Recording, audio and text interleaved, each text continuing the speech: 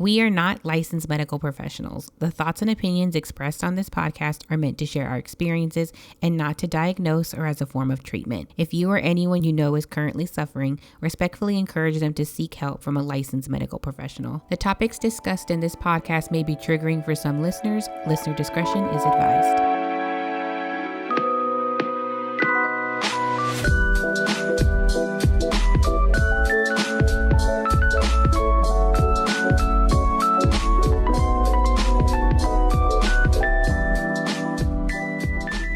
Welcome to Now Try It with Wine. I'm Mary. And I'm Des.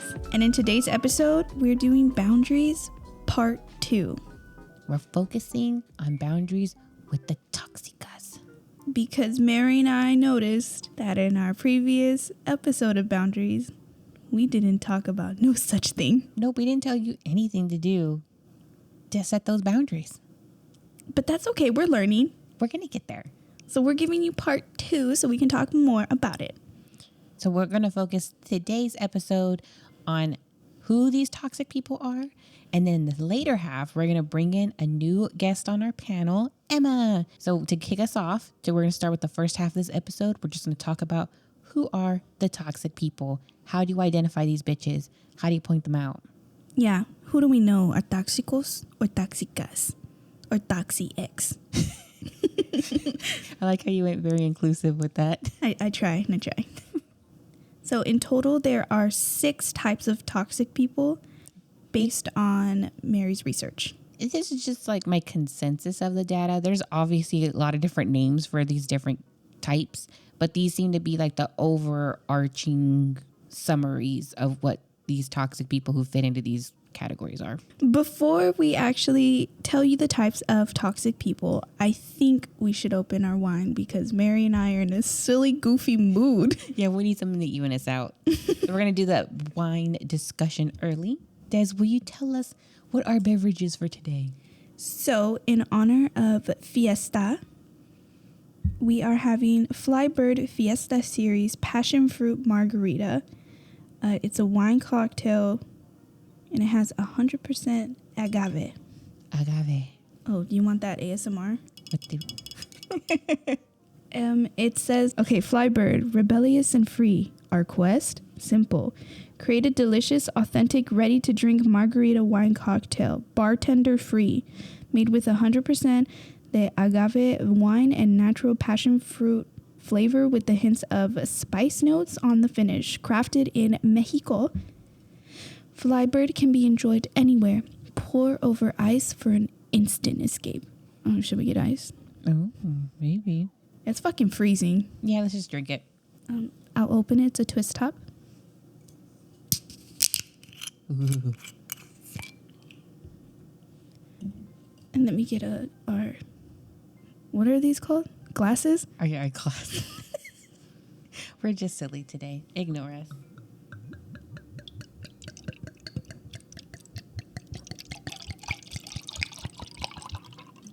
I poured a lot. I hope it's good. I'm excited. This is our first wine cocktail. Yeah, I don't think we've ever had a wine cocktail on here. Mm-mm. It smells really good. You can really smell the passion fruit. I am a connoisseur now. We are wine connoisseurs. Mighty, mighty connoisseurs. We'll taste it.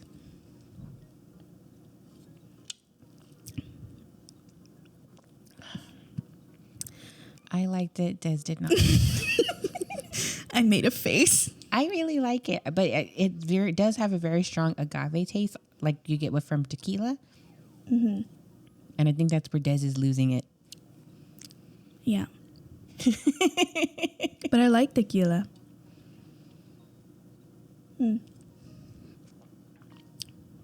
I know it's a cocktail, but I would like to put like juice in here. Maybe if we put it in my margarita machine. Ooh. With some blended ice. Should we start taking pictures of the wine we're having? If you want us to do that, please comment below in our comment section. Yeah. Like, because we tell you what the wine is, but like, would you want a picture on our Instagram and YouTube? Because so we can know. Buy and drink with us. Yeah. Because I actually really like it. It is not too strong. It does taste like juice to me. Yeah. Yeah. It tastes like juice. Personally, I would give it a 3 out of 5. Like, I would drink this, but I wouldn't go for it. Like, I wouldn't buy it myself. Does that make sense? Yeah, I would actually give this a 4 for me. I think I'd like it with a salted rim with a Ooh. lime Yeah. over ice. Yeah, okay. Maybe we should have had ice. Next time we'll dress them up. We'll do it for the season finale. Yeah. But overall, I liked it. So let's get into who the toxic people are. What kind of characteristics these people have to help you identify who we need to set boundaries with. Who knows? You might know someone that's... Fits one or all of these. So, number 1 is the narcissist. And with a narcissist, they only care about themselves. They lack empathy and truly believe they are better than everyone around them. I think everyone has encountered a narcissist in high school.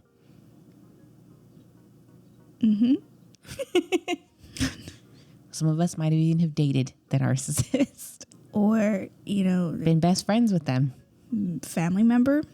Who knows? This could be anybody. Literally anybody. It could be your dog. I heavily emphasize on that. The lax empathy always gets me. I think that's the clearest sign of someone who's a narcissist is where they can't put themselves in someone else's shoes at all. Like it's beyond their capability. Yeah, I think it's, again, that lack of empathy that they just don't want to. Yeah, it doesn't serve any value to them in their own thought process to even try to see it from your perspective. Which comes out of the truly believe they are better than everyone around them. Yep. The controller tries to control everything around them, needs to be in charge of every decision. Basically a Mary. I thought of that.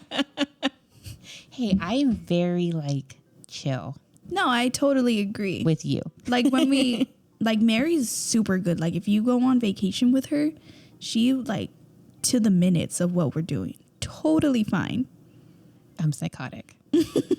But I like having a plan. However, I am open to suggestions. So if you want to try something different that wasn't on my plan, I am adaptable. Yeah. So I wouldn't say you're an absolute controller. Because I don't think you are. Because like when we were at Universal and I was like, Andrew and I just kind of want to do our own thing one day. And you were like, all right, chill. Fuck it up. And that was also because I forgot to buy a flash pass for the other side.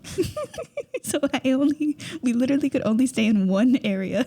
Well, we met up with you and it kind of worked out. Yeah. And then even other parts of the trip where you got tired or something, Andrew could still chill at the park with us and vice versa. Yeah. So it actually turned out pretty good. But we're talking about the people who I think in a relationship, as where I've seen this, or a parent-child relationship where they want to control everything that you do and every decision that you make. You're not allowed any kind of autonomy. I think I want to point out, I feel like you can be 2 or 3 of these. Yeah, for sure.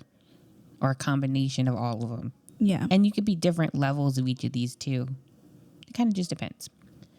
The drama magnet, if they feed off of gossip and drama. Drama always seems to, quotation marks here, quote unquote, follow them and puts you in uncomfortable positions. I think we all have a Thea that could fit that category. Yeah, I think we all do. We all got someone in the family. Just like that. I think a part of it is they unintentionally put themselves in situations that put them in the middle of the drama. I don't think it's always a conscious thing. What do you mean? I think sometimes they unconsciously, because they don't have good boundaries, they put themselves in the middle of other people's drama and not realize it. Oh, okay. They know everyone's business, but it's because they didn't put boundaries up to So not they know. choose to speak on it when they shouldn't. Right. Okay. So they put themselves in the middle of it. I think that's what I've seen as far as drama seems to follow them. It's because they're either unknowingly or knowingly putting themselves in someone else's business by talking on it. Yeah. And it can put you in a lot of uncomfortable positions, especially if they're let's say someone told me, a relative told me something about another relative. And I told that other relative, hey, this person's saying things about you. And then they go and try to confront that other person. All of a sudden now you're in the middle, because I shouldn't have said anything. I should have just kept it to myself. Eventually they were going to find out. But it's not for you to decide. Yeah, I see what you mean. Okay. The energy vampire drains you of energy by overwhelming you, creates problems and feeds on the negativity, criticizes and bullies you. I think we've all hung out with people who, when you leave their presence, you are exhausted. I actually had one person, and I was like, oh my God. I've never felt like an energy vampire before, and that person, I never wanted to see them again, and I have not. I've only hung out with them once, and I will never do that again. I feel like energy vampires go a little bit beyond this, because I felt the drain with people that I feel like are so volatile that I've had to put on a show in front of them, like keep them distracted or occupied so that they didn't have an attitude. Mine was, so I know it says to criticize and bully you. I think we should also add competition. Because I felt like she was competing with me the whole fucking night when I was not asking to be competed with. Yeah. You know, I just wanted to have a good time. And for some reason, everything was a competition. And it's draining. Yeah. Because I think you go through a mix of wanting to defend yourself, but not seem petty or coming off defensive. Yeah. And when they're putting you in such an awkward position. Like, what am I supposed to do? Okay, quick story. When I had my first apartment, I had the cops called, but it wasn't on me. The couple who lived next door to us. And the thing is, I know they only had a 1-bedroom apartment because when we picked our apartment, they told us we could pick the one we picked or the one next to us. We picked the one next to us because the stairs went straight into it. So I knew there was a woman, her husband, and like 2 or 3 freaking kids living in a 1-bedroom apartment, the same size as me and Robert's. So you could hear everything through these paper thin walls. Yeah. And he came home, the husband, and I heard a light smack.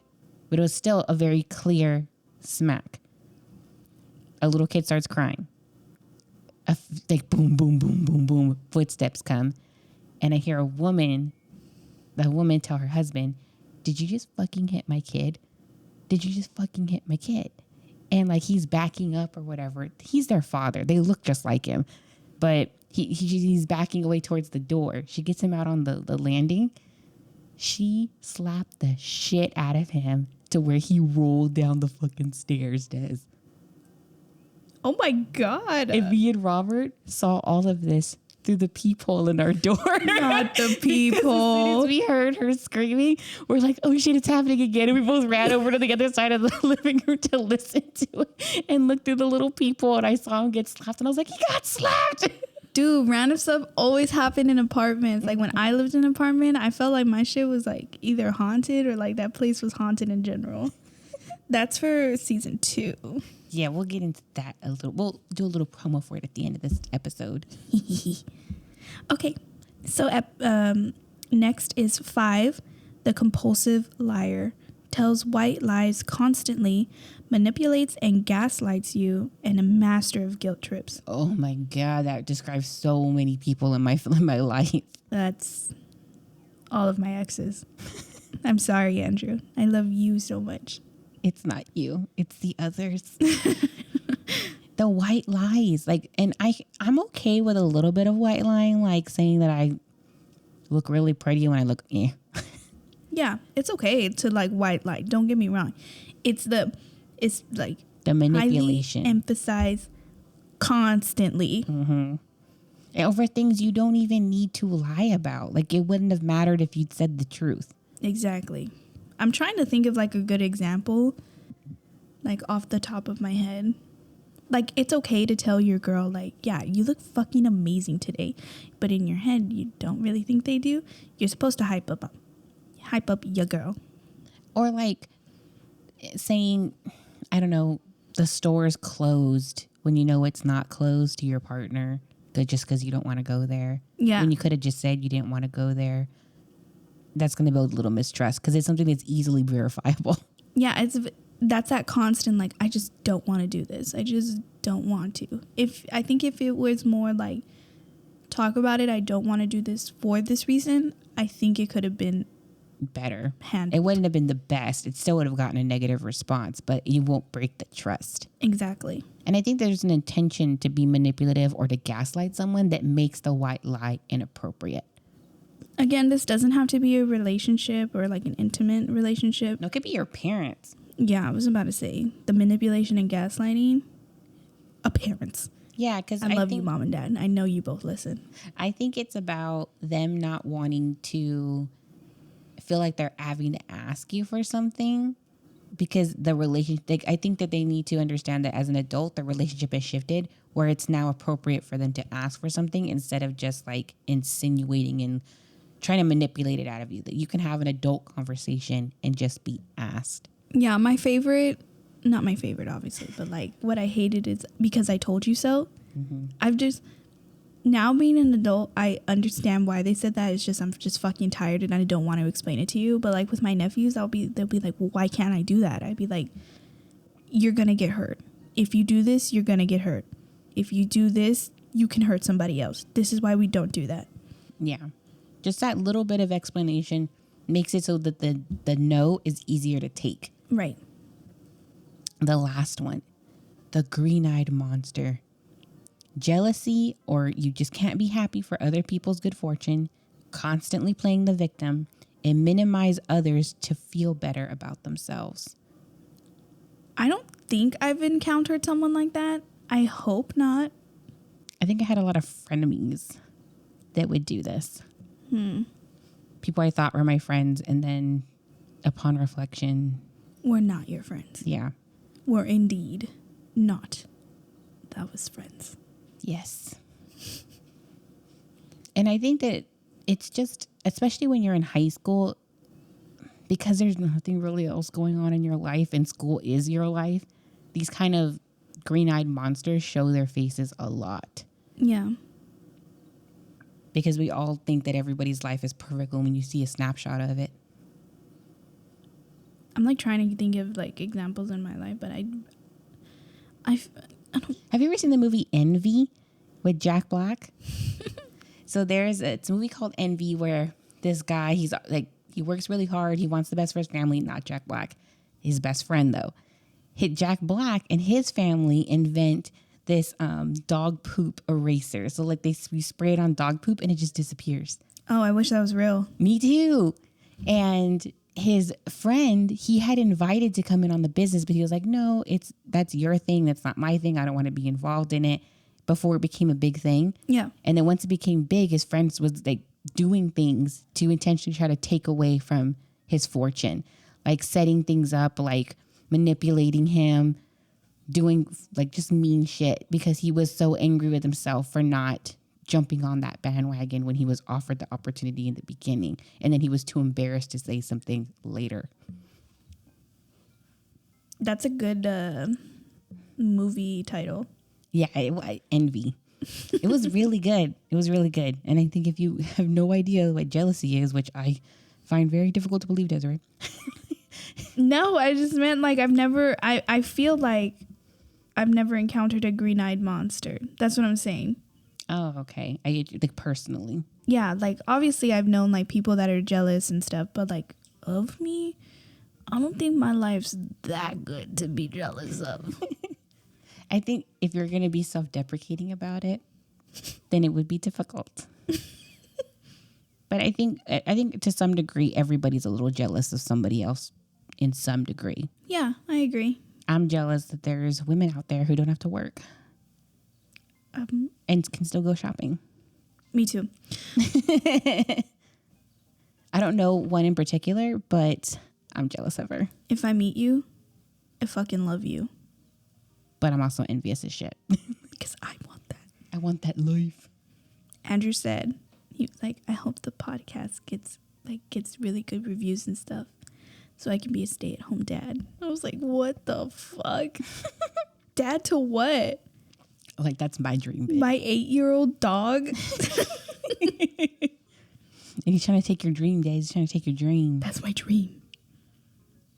So for the next part of this episode, we're actually going to have a special guest join our panel. What? Okay, now that we're going to get into the nitty-gritty part of our conversation, we're going to have Emma come on. Emma Marcelin Roy is a boundary coach focused on empowering women to take control and build boundaries to create the life they want, need, and deserve. Emma is no stranger to the struggles of boundary setting, and after years of people pleasing, fear, anxiety, and burnout, she's finally snapped. She's decided to stop living for others and start living for herself. Now she blends Now she blends the use of her social work degree with her no bullshit attitude to coach women to build boundaries that give them more freedom, control, and balance. Welcome, Emma. Yay. Hello, it's so lovely to be here. We're so excited to have you. You're our first guest that's not a family member. I know. This is big. We feel like so honored. We've achieved a podcast milestone for ourselves. That's incredible. So Emma, I did had a couple of questions about how do you become a boundary coach? Yeah, that's a good one. I actually get this quite often. People are like, well, how did you even get into this? So a little background is I went to school for social work.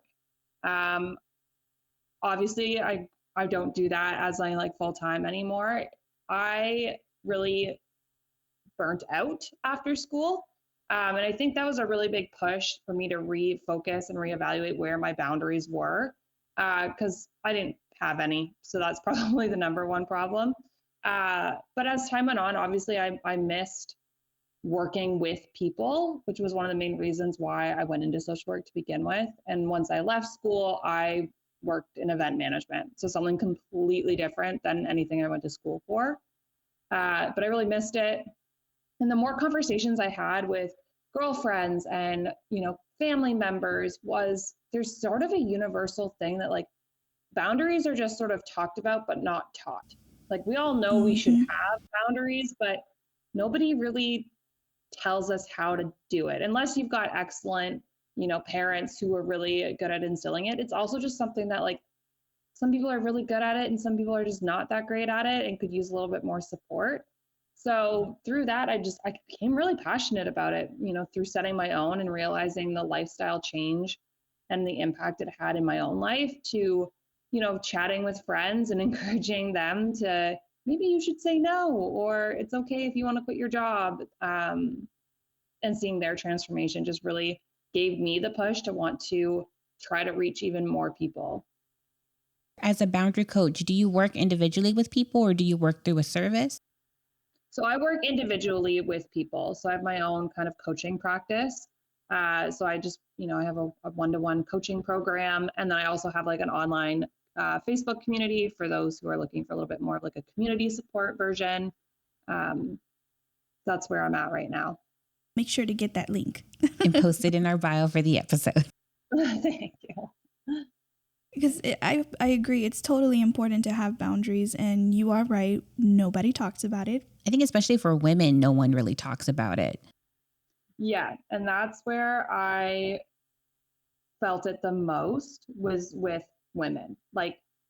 It's such a stigma that if we as women, for example, the corporate world, right? We all know that in the corporate world, if you say no, you're considered a difficult person to work with. Mm-hmm.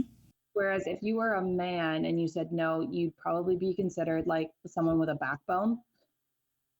Yep. So there's this huge stigma around women are supposed to be more docile. We are supposed to put other people's needs first and above our own. And we don't want to rock the boat because we're just society is still catching up to what and who we really are. And I think when you bring in the cultural aspect, which is what Des and I are all about, is bringing in our Mexican heritage into it.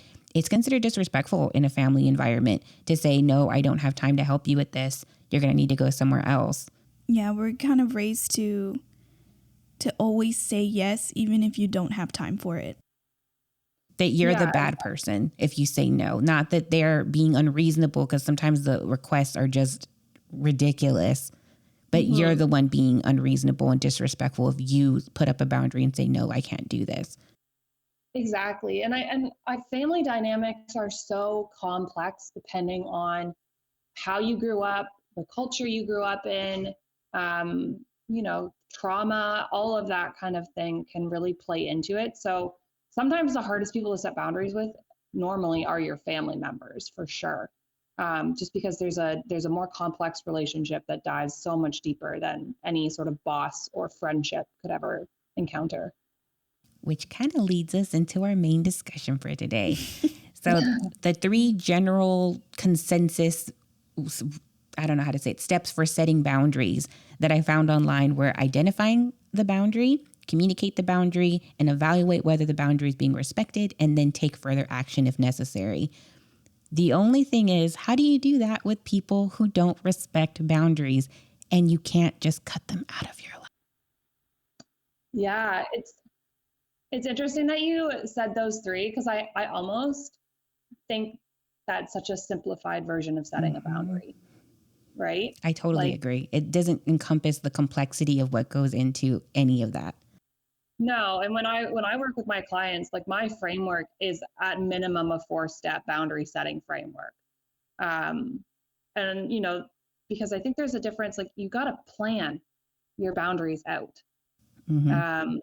Like planning and setting are 2 very different things. Like you can evaluate that you need your boundary, but then you need to plan how are you going to set the boundary, and what are you going to do if the boundary isn't respected?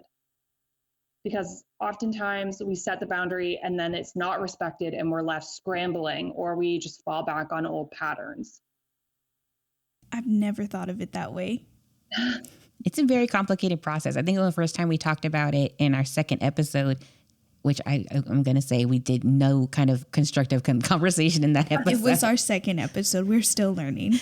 But we did say in there that it's a very difficult task to be able to complete and maintain that boundary.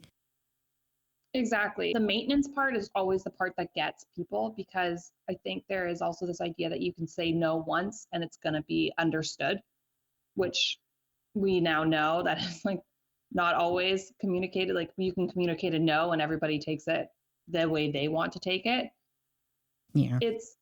With regards to like the actual example that you talked about, like if you're setting a boundary with someone and it's not being respected and you can't cut them out, I guess my feedback for you is, why can't you cut them out? What about the relationship is making you want to stay enough to continue to allow the behavior to continue? I think for our culture, it's because they're family. And if you cut one person out of the family, all of a sudden, because of the way we're very social people, and our social networks are so intertwined with each other. Like, for example, if I were to cut Des out, it would be more than just me cutting Des out. My husband would have to cut her out, because my husband also has a very close relationship with me. And almost in our world, it's almost seemed like, you have to choose sides. Whether anyone's asking you to choose sides or not is not the point. It's the perception of other people around you and the way they'll treat you and the way they'll speak to you, or they'll just get involved. Like if I were to put the boundary that I'm not going to go to Des's house anymore for any reason, if she hosts a party, like a big major holiday, Christmas party or whatever, and I don't attend, all of a sudden everybody else who's there is going to be looking at me like it's my fault because I couldn't be the bigger person to come. Yeah, it's interesting that you said bigger person, because I think that's one of the things that always comes up is, I have to be the bigger person, therefore I have to continue to allow X, Y, and Z to occur.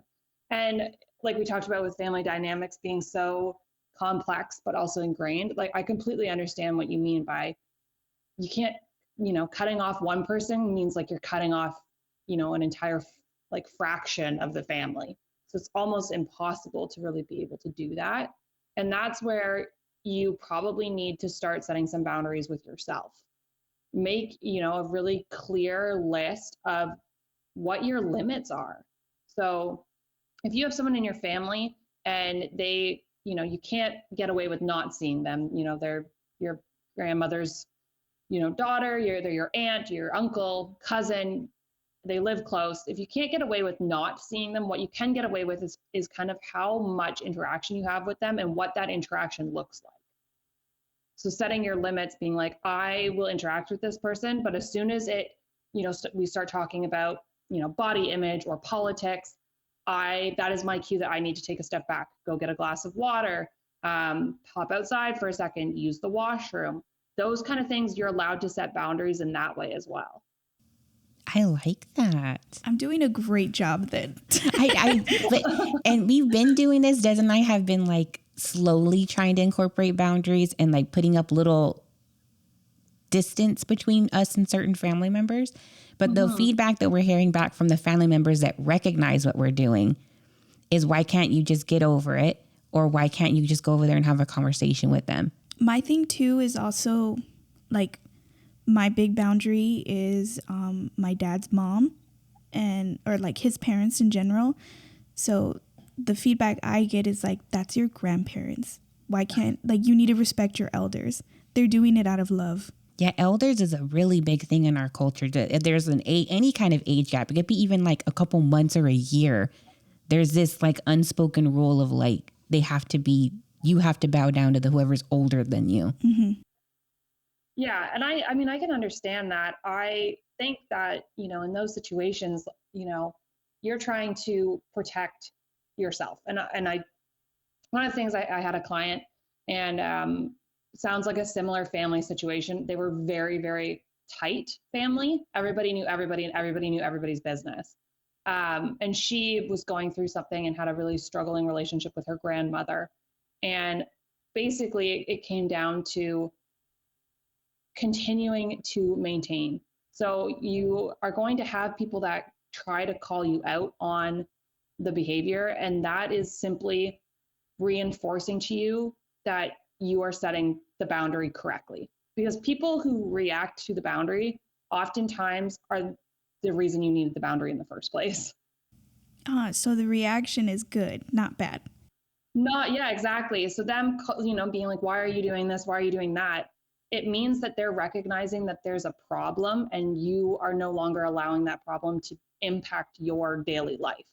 You can still be kind and respectful and loving and polite, but you don't have to talk about certain things that don't make you feel good. And you are allowed to excuse yourself from that situation. And it says more about the other person that they kind of feel offended by you doing that than it does about you, for sure. I think it helps too how you said we're allowed to do that.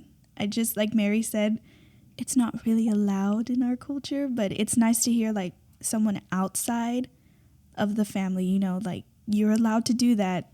You don't have to do this. Exactly. Yeah. It's a permission slip, and it's permission to put yourself first in this moment and in this situation. Because when it comes down to it, if you think about it, and it's kind of morbid, there's only going to be one person in your entire life for your entire life, and that's you, from start to finish. So you've got to protect you, because realistically, nobody else is going to do it. I think that's a really big thing in our culture, because it's almost ingrained into us from a very young age that you don't matter in the bigger picture of the family. And I think we talked about this in another episode. I can't remember which. I think it was one with your dad, where there's a lot of us that grow up in a certain level of poverty where you and your value just isn't on anyone's radar, because there's putting food and life necessities are needing to come first. Yeah. Yeah. I mean, and that totally makes sense. Everybody's got different things that are pulling at their attention. And sometimes, and that's probably why we don't get taught how to set boundaries, is because there's it's on the back burner, really. Like, when it comes down to it, what's going to matter more, the way someone treats you, or not going hungry, or keeping the lights on? Lots of people are going to say the basic human necessities we require to live. But now, when you're in a place that feels more secure, is when you can start looking at the areas of your life that you want to protect. And your mental and emotional well-being is one of those things. So in the family situation, oftentimes it's not necessarily needing to set boundaries with other people. It's needing to set boundaries with ourselves and getting really clear on what's our limit. How long can we talk to grandma before we've reached our limit and we need to take a break? And who can we go to for support in this situation? Who can come in as kind of like I don't want to say white knight, but like maybe your husband understands that it's a bit of a difficult relationship. So in those moments, he's okay to swoop in and tap you on the shoulder and be like, hey, I need to pull you really quick, or, sorry, grandma, give me 2 seconds. I just got to chat with Mary for a second, to kind of help you buffer the relationship. I like how you brought that into it, because I feel like I and Des, I've caught both of us doing it, where we make ourselves a buffer when we recognize a tension is rising, we'll kind of throw ourselves in the middle of it. We had Easter at a relative's house, and Pops was talking about politics, and Des was like, at parties, we don't talk about politics, right, Dad? Yeah, exactly. And you can be really fun about it. Like, I think boundaries, everybody is like, oh my goodness, I have to be so harsh and direct. And there are going to be times where you need to be direct. But there are times where you can just pull it off, like you just talked about this weekend, where it's like, we don't talk, no politics at the dinner table, like kind of laughing about it. Those are still boundaries. Yeah, I was very proud of Des when she did it. I was like, Des. Cheering in the background. And I think the other thing to note is, like, your support system, you two seem to have a great support system. So when you've got family boundaries that need to be set, you've got, someone in your corner right here, right now, that seems to be going through very similar situations and understands it. The funny thing about me and Des is that we're not actually blood related. But you understand it. Yeah. Yeah. That might help. And I think we do that when we're interacting, when we do have the chance to interact together. But the funny thing is, the problems that we're having are with the sides of the family that the other one isn't related to. Yeah, exactly. That makes it a little bit more difficult. But outside of family gatherings as well, with boundaries is, yes, you have to go. Maybe you feel obligated to go right now to every single Sunday dinner. But that might not always be forever. And one of the things that I talk to my clients about is the idea that this is only temporary. I like that. I also, when you say that, it makes me think of how do you know when you've taken the boundary too far? Yeah, that's what I was going to ask. Does it feel like you've taken it too far? I'm looking at you, Des, because you're the one who's been questioning this particular question. I know. So I don't know. I think I'm at like a good, like, mellow point in mine. Is it you that thinks that you're taking it too far, or do you think there's people around you who are telling you you're taking it too far? I don't think, like, again, I'm at that mellow point, but I think it's because I feel guilty. Mm-hmm. Mm-hmm. Is that normal? Yeah, it is. I feel is like really real normal. guilty putting the boundary up, because I'm like, maybe she'll change. I think it can be different this time. I feel like that with my romantic relationship, so I'm excited to hear this. Yeah, guilt is a very, it's a difficult thing because it comes up absolute every time. And I get questions, how do I set a boundary without guilt? The thing is, you don't. You're probably always going to feel guilty. The thing is, more important is how you act on that guilt. And people will always try to guilt trip you as well when it comes to setting boundaries. So when you ask, how do I know if I've taken a boundary too far? I don't think you can, but like realistically, because it should be temporary. One, it can be only temporary, but too far could mean, well, I no longer speak to this person. And it was like, well, at some point you felt that was the best case for you. So taking it too far, I would almost argue that there isn't really such a thing. And to trust your gut, obviously, if you're setting a boundary and it feels icky, maybe reevaluate how you're setting it, not why you're setting it, but how you're setting it. It's giving Mean Girls. The limit does not exist. Yeah, exactly. Exactly. I mean, yeah, some people are like, well, I cut this person off entirely. Isn't that taking it too far? And it was like, probably not. It probably meant that you've taken it to the point where it needed to be taken to. Because when setting boundaries with someone, there's like levels of it. The first one is, verbal communication. Please do not do X, Y, and Z while I'm around. I don't like it, or I don't appreciate it, or don't talk to me that way. I don't, blah, blah, blah. The next level is more like, physically removing yourself from being around this person or limiting the amount of contact you have with this person. And then the level after that is basically cutting communication. And the easiest example is if you think about a coworker at a job. The first level is, this coworker makes weird comments, you don't appreciate it, or they're constantly bugging you for something. First is to talk to them about it, explain why you don't like it, and ask them kindly to stop doing it.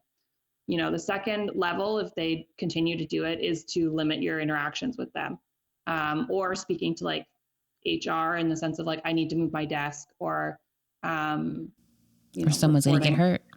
Yeah.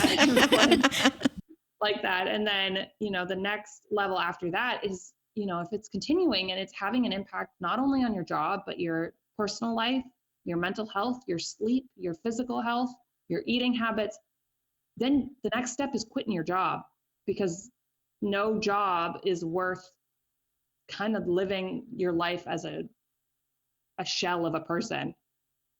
Period. Yeah. I totally agree with you. I know we talked about it in another episode. I think it hasn't come out yet, but it would be the work-life balance one. And we were like, no job is worth your mental health. No, absolutely not. And I mean, I think that's something that we're seeing more and more of. I think like COVID really brought that to light for people. Like a lot of people quit their jobs because they were like, this is terrible. Why am I here? It put a lot of things into perspective, like COVID, I think, with how much we take for granted our freedom and our ability to, like, even simple as travel. All of a sudden we were faced with the ability to not do that. And we were realizing that, we're wasting our time with people, places, and things that don't provide value to us. I think that's something we said in the episode too. Like, I'm never going to get out of that job what I was putting into it. Yes. That is 100% true. I was going to ask about like workplace boundaries. I'm happy that that just flowed in. Yeah, of course. So what shouldn't we do when we're dealing with toxic people and we're setting boundaries? Because I know that that's a stressful part for me and Desiree, is when the person just isn't getting it with the verbal communication. What advice would you give to someone who's struggling to communicate, like who wants to verbally communicate it before they take it to that step, but they're struggling finding a way to do it? Yeah, I think it'll depend on like, is it finding time to have that conversation, or is it more like how the person, like if you said something to this person, like dealing with their reaction to it? I think we have a lot of like Latino people that listen.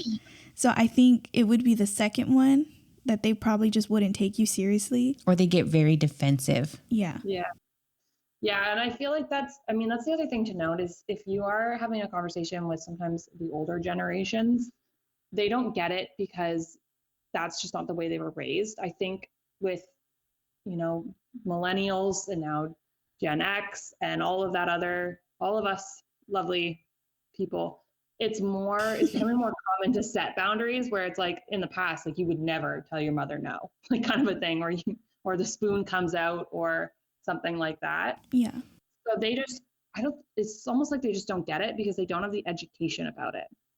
So depending on the person and the relationship you have, sometimes it can be better done through a letter that they can return to time and time again. Oftentimes, you're going to have more than one conversation. And there needs to be a consequence if they continue the behavior. And sometimes that consequence does look like limiting time with you. So if grandma continuously makes comments about weight, we're not having dinner with grandma anymore because grandma needs to understand that she can't talk to you that way. That's like a rough example. Yeah. I've had that happen with me with Mother, I love you, but you're mean sometimes. And there's been times where even like other people have made comments to me when they hear some of the things she says to me, like, are you serious? You're not going to say anything back. But that's kind of like my boundary. Like in the past, I used to speak up and say something back to her and it would just carry on and drag out. I've noticed that if I disengage after she's made the comment, that hurts her so much more than me continuing to have the conversation with her. Yeah, exactly. And I think that's the other thing is like boundaries aren't always calling someone out. Sometimes it's just not engaging with the person and realizing that like they've said something. And so now the conversation is over because you are not willing to continue that conversation with them because of X, Y, and Z. I want So to the first heavily time- emphasize that because me and Desiree's dad had a whole conversation about that in a previous episode because he didn't think I was setting a boundary by not engaging. Yeah. So like, I mean, you can set the boundary the first time, be like, Mom, I don't appreciate when you say X, Y, and Z. I would love if you were, you didn't. She could say, oh, you're being silly and blah, blah, blah, blah, blah, and don't worry about it. At that point, there needs to be I hate the word consequence, but kind of a consequence to that, in that you said it, you can say it one more time, set your limit, be like, I'm only going to tell her 3 times I don't appreciate it. After that, I'm disengaging. And that can be as simple as, I'm not having this conversation with you and you're leaving. I haven't gotten to the leaving part yet, but I'm waiting. But you could also just like leaving in the sense of like changing the conversation, walking out of the room. Like you don't have to like leave her house in a storm or anything like that. But leaving it said that you are not willing to engage over this topic. She knows why. You've told her. If you didn't tell her, then I would be like, well, you probably need to give her a reason why you don't want her to talk to you this way or why this upsets you. But once you've said it, people are smart. They'll remember. They just probably aren't taking it seriously, and they won't take it seriously until you take it seriously. Yeah. And I always think it's important to communicate the boundary, not just disengage or cut off without having ever communicate, because they're not going to know where you're coming from. And that's kind of another thing we were talking about in the previous episode too, was if you're not communicating to them what they did wrong, you're just cutting them off. To me, I think you're doing yourself a disservice too, because that could have been a relationship that you could have kept had you not taken it. That could be an example of taking the boundary too far. Yeah, there are definitely times where I think complete cutoff is okay. If you had an abusive partner, if you had an abusive parent and you were done and it was over and there was no, like the only thing that was going to make you feel safe is if you cut communication, you are completely allowed to do that. If it's a relationship that you feel like you want to try to salvage, then I would suggest, yes, communicating. But you can quit your job and not provide them with a reason.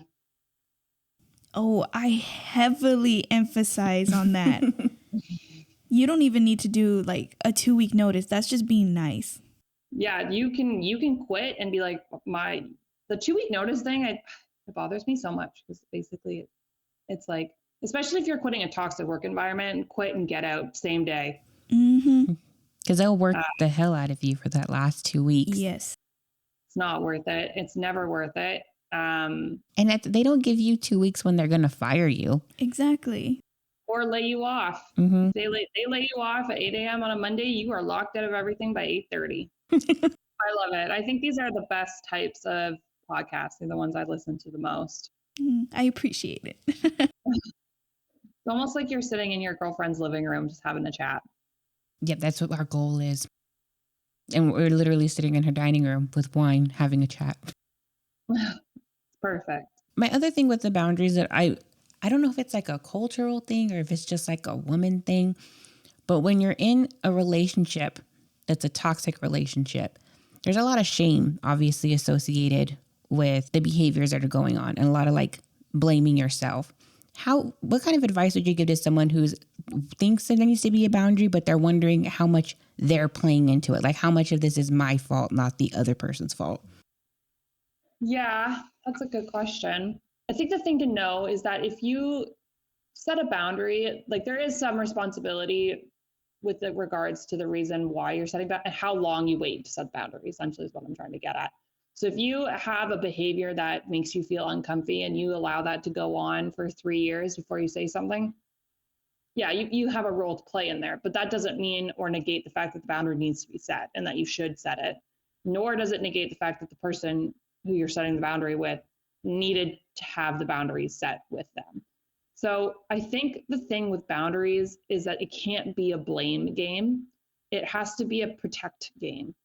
and you're setting boundaries to protect yourself, not to hurt or harm or blame another person for their behavior. It has to be a you thing and not about anybody else, if that makes sense. Is that when you would just reframing your dialogue instead of being like, you made me feel this way, or to I feel this way? Yes, I think. And then the other thing is, so you can set a boundary with someone and you can say, I feel X, Y, and Z when this happens. I would really appreciate if you didn't, or I would really appreciate if we could not do X, Y, and Z, or if you would, I would really appreciate it if you would show up on time. I would really appreciate it if you would stop doing X, Y, and Z while I'm around.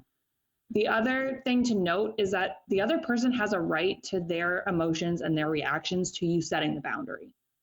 It's not your responsibility to make them feel better that the boundary was set, but they are still allowed to be angry and they may be upset, but that upsetness is not your fault. I like that. But they're still allowed their emotions. I think we said that. I think we did too when we first talked about boundaries, just that they might not receive it well. But it's nice to hear from a professional.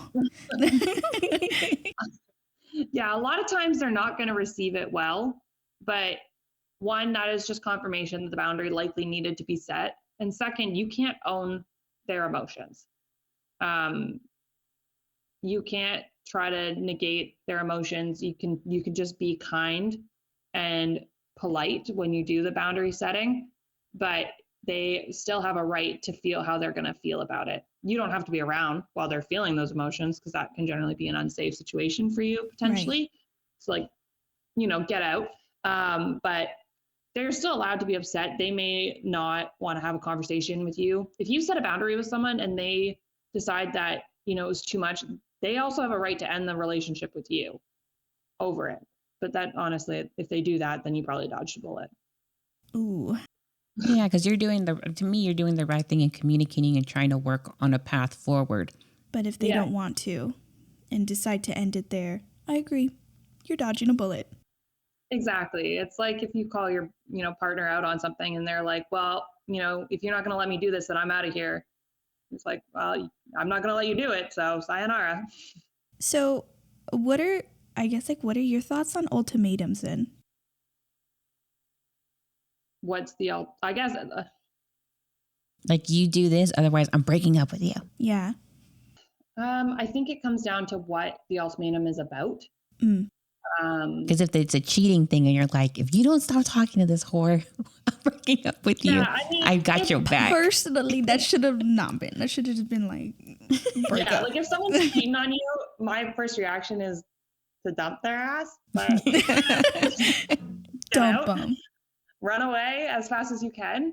I don't know. I don't love ultimatums because ultimatums put too much pressure on the other person, and the only person that you can control is yourself.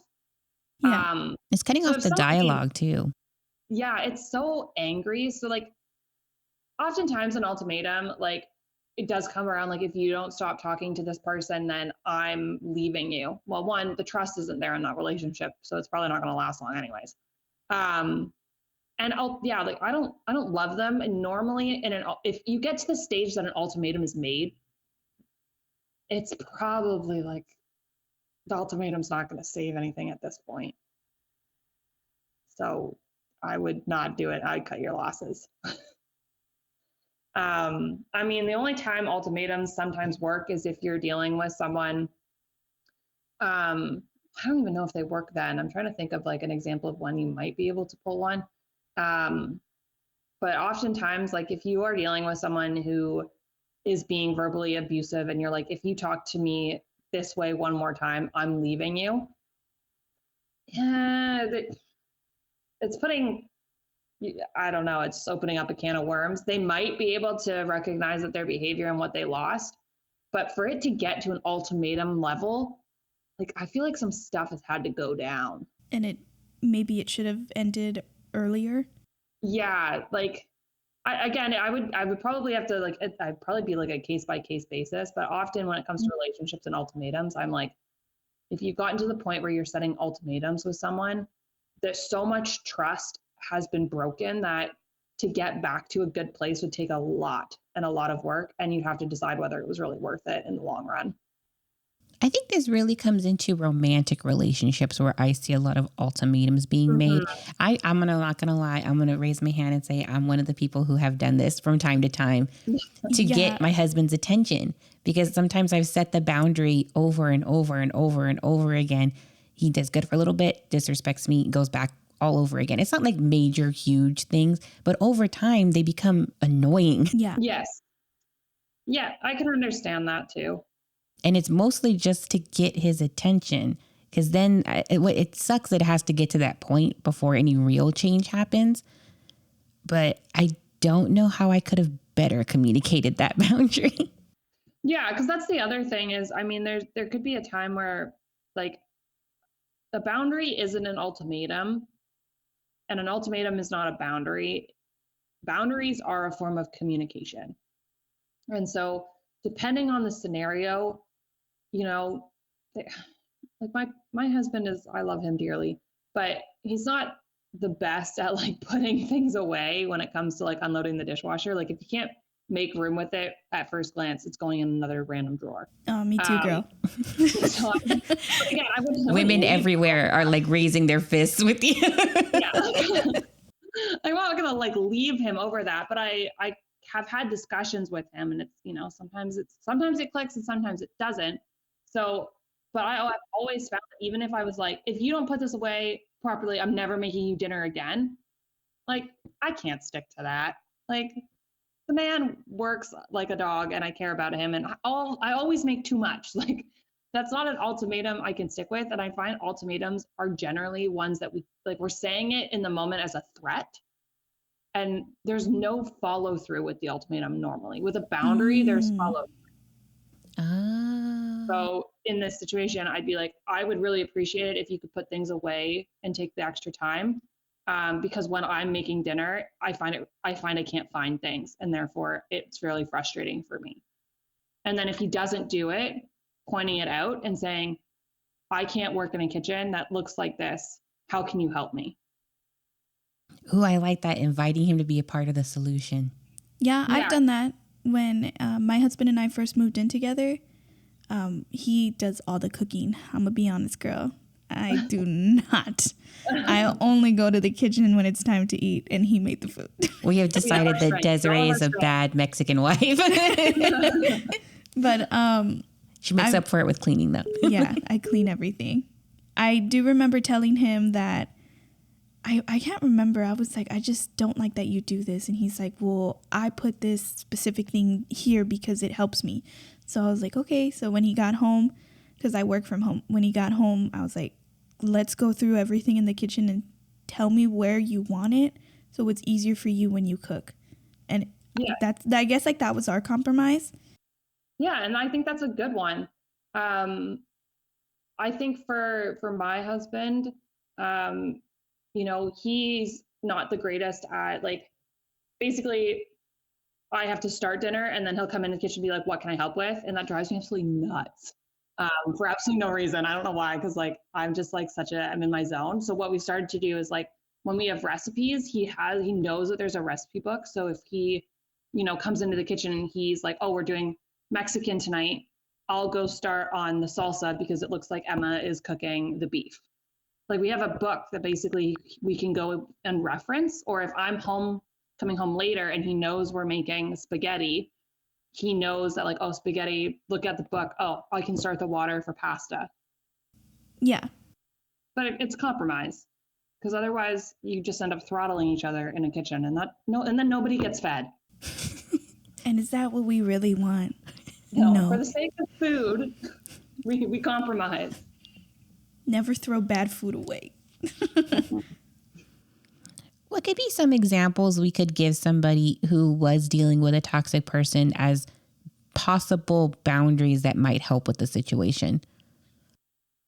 Yeah, that's a good question. Some verbal ones would be, you know, things like, I would appreciate if you would stop doing X, Y, and Z.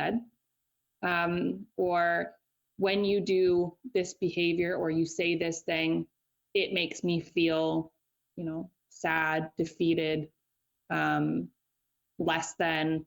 So I would really appreciate it if you didn't use or do this behavior around me. Another one, like on the more physical barrier side, is like, again, we talked about limits. So limiting your interactions with this person, how many times you have to run into them in the office, or, if you're going to a family gathering and they are there as well, Right.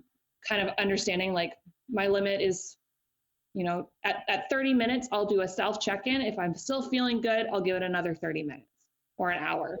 Could you walk us through what a self check-in would be for us to double check ourselves?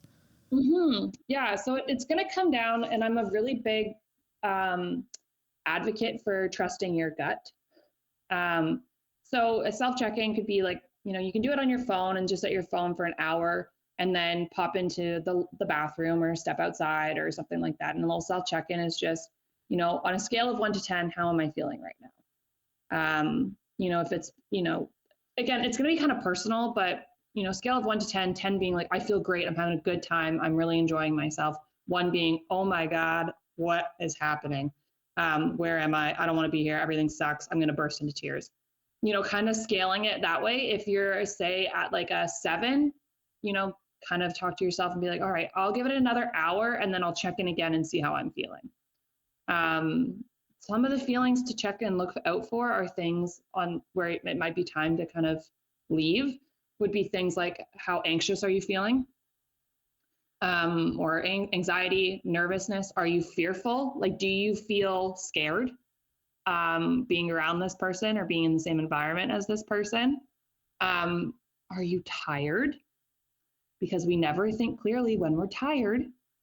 So am I feeling tired? Like I need a nap, worn out, that kind of stuff. Trying to think. Then another one would be, do I feel safe is always the big one. Those kind of things can help as like a self check-in, where it's just like, you just pop into the bathroom and like write down how you're feeling in a note, like in the notes section of your phone. And then basically be like, do I want to stay? And if the answer is yes, great. If the answer is no, exit strategy. And then if the answer is like, I don't know, give yourself another 30 minutes and then see what happens. I've never done a check-in. I might need to do that often. I know, because it can be really helpful. And we're not really ever told to check in with ourselves. Yeah. It's more like just be there to meet the allotted time requirements. And you're not the one who sets these requirements. It's everybody else around you who says, oh, you're leaving already? After you've been there for like 4 hours. Yeah, no, I know. I get it. Family gatherings can be very draining. So yeah, at the 4-hour mark, if you, the easiest thing, so say someone says that to you and they're like, oh, you're leaving already? Be like, yeah, you know what? I had such a wonderful time, but I'm feeling a headache coming on. You're allowed to lie. I feel like I've got a headache coming on. Oftentimes if you say, I'm leaving because I'm feeling kind of sad, mental health is still such a stigma that if you said, oh, I have a headache coming on, then people are like, oh, I'm so sorry to hear that. I hope you feel better. Whereas if you're like, I'm leaving because my mental health is sucking, you're like, what? Get over it. Yeah. So another thing is like, if you have pets at home, they're a lovely excuse for getting out of things. We had a lovely time, but we've left, the dog at home. She's not been feeling very well. So I need to get home and check on her, let her out for the washroom. Hopefully we'll see you guys again soon. I have a service dog and I always tell him, I think Puka's tired. Do you think he wants to go home now? Yeah, exactly. And people will may catch on to what you're doing, but who cares? I like Dez's go-to excuses. Would you like to tell the world what your go-to excuses are with me, Desiree? Actually, I'm not sure. What are they? The watering your goldfish. Oh, yeah. I'm like, I gotta take my goldfish for a walk. I gotta water the carpets. And I gotta vacuum the grass. I'm like, sorry, I forgot to do that. It's so brilliant because people will be like, huh? And then by the time they figured out what you said, you are gone. I know sometimes because I hear fish, I'm like, oh, okay. And I'm like, she doesn't have a fish. She doesn't have a fish.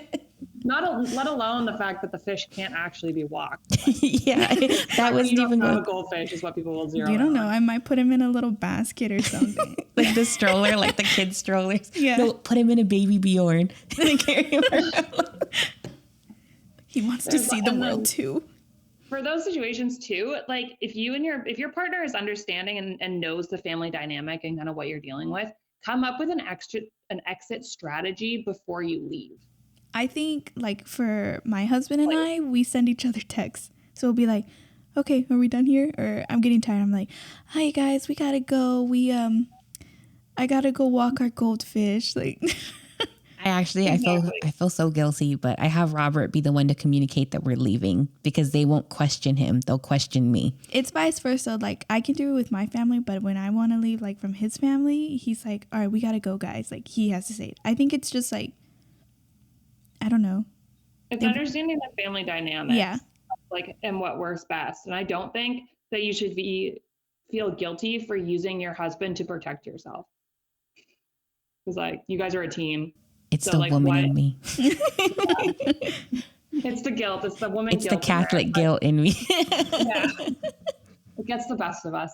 But I don't think you should, I mean, obviously I say you shouldn't, and you probably still will, but we're in those moments where, he says the excuse and you get it and you feel guilty and you're like, I wish I could stand up or say something to my family or his family the way that he does. Remind yourself that it's okay that he takes that part on, because there are going to be things in life where you're going to take on for him because you love him, and him taking this on for you is him loving you. So down the road, if he's got really crappy friends or a situation happens and you go full mama wife bear thing on whoever it is, like he's just doing that for you. It's part of the package deal when you get married.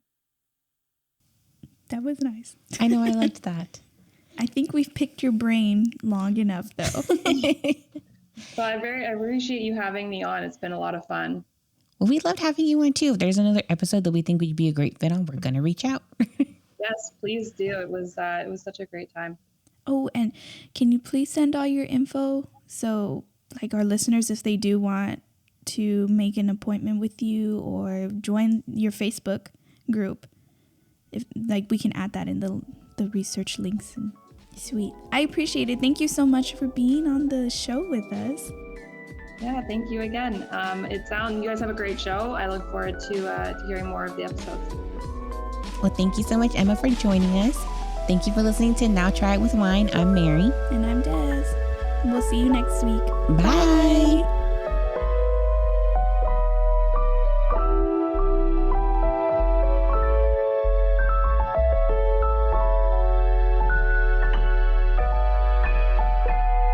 Don't you forget that charcuterie board, you heard?